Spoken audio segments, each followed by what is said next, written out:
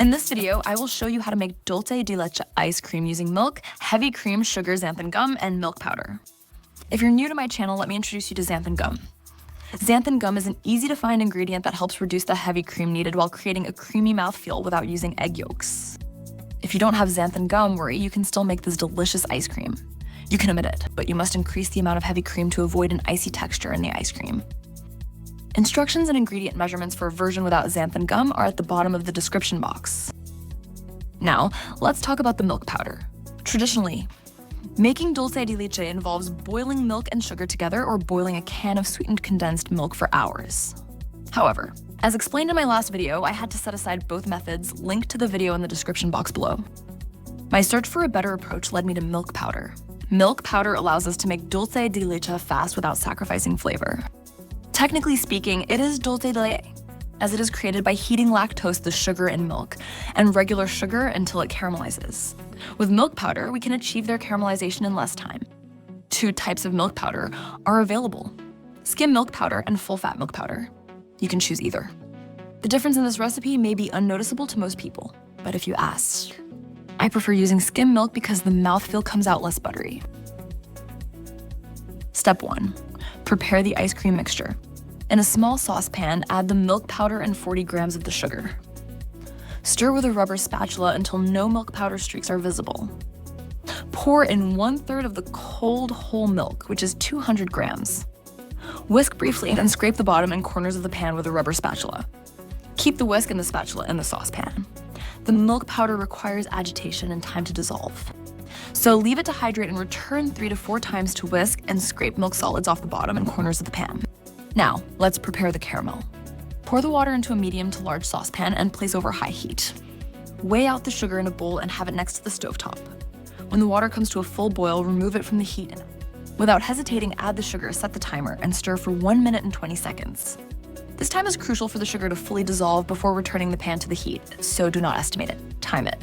Add the lemon juice drops and stir briefly. Return the saucepan over high heat. Do not stir from now on. The caramelization begins when all the water evaporates. The time this takes varies depending on your saucepan and stove. In mine, it takes about 10 minutes. You'll know it's happening when the caramel gradually turns a yellow hue. As it continues to caramelize, it will change from yellow to light brown and finally to a golden light brown color. Remember, do not stir during this process. However, if you notice darker spots forming, you can tilt the pan slightly to redistribute the heat. Do not tilt more than 3 to 4 times, as it stops the cooking process. Immediately after bringing the water and sugar to heat, add the heavy cream to the milk powder mixture. With the thorough whisking and scraping you've done, most of the milk powder should have dissolved by now. Any remaining powder will dissolve as you heat the mixture. Place it over medium-high heat, stirring continuously until the mixture is hot and steamy. When the caramel reaches a golden light brown color, remove it from the heat and immediately add a generous splash of the hot milk mixture. Step back and keep your hands away as the steam is very hot and can cause severe burns. Once the steam subsides, stir with a rubber spatula to combine and smooth the mixture, making sure to scrape the bottom and sides of the saucepan to remove any caramel residues. Then, add the remaining milk mixture. Whisk and scrape until smooth and the bottom and sides are almost free from caramel residues. Any caramel residues on the whisk, the spatula, and the saucepan are part of the recipe. We want them all in the mixture. Add the remaining heavy cream into the saucepan and return it over medium heat. During this final heating phase, whisk and scrape the sides of the pan. The remaining caramel residues will finally dissolve into the mixture if you aim to incorporate them. When the bottom and sides of the saucepan are free of residues and the whisk and spatula come out clean, remove them from the saucepan and bring the mixture to a boil.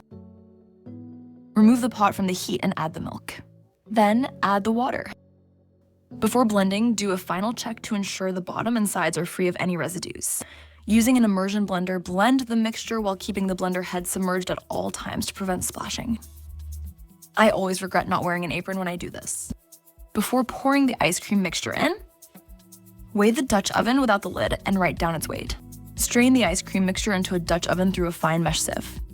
The ice cream mixture is now light beige, as the dulce de leche flavor has been muted into the milk. We will bake it in the oven to achieve a rich dulce de leche brown color and enhance the flavor. Cover with the lid and bake in the preheated oven. After 2 hours, the mixture will develop a deep caramel color. Allow it to cool briefly with the lid on, then uncover it. Scrape all the caramelized bits from the insides of the Dutch oven and push them down into the mixture. Blend the mixture with the immersion blender until it is completely smooth, making sure to scrape any residues from the sides as you blend. If the mixture is too hot, allow it to cool slightly before blending to prevent hot splatters. Weigh the Dutch oven containing the ice cream mixture. Its weight should be slightly less than the combined weight of the Dutch oven and 1,300 grams. Add enough milk to reach this weight. If the mixture is heavier than this target, return it briefly to the oven to reduce the weight further. Now it's time to add the xanthan gum. With the immersion blender on, sprinkle the xanthan gum over the surface, avoiding sprinkling on the head of the blender and constantly keeping the blender head submerged to avoid splattering. Blend for 2 minutes to dissolve the xanthan gum. Strain the mixture through a fine mesh sieve into a bowl, scraping along any residues. Great job! You've truly excelled. The ice cream mixture is lukewarm. Cool it in an ice bath with plenty of ice cubes for 30 minutes. Then place it in the fridge overnight to chill completely and allow the xanthan gum to hydrate.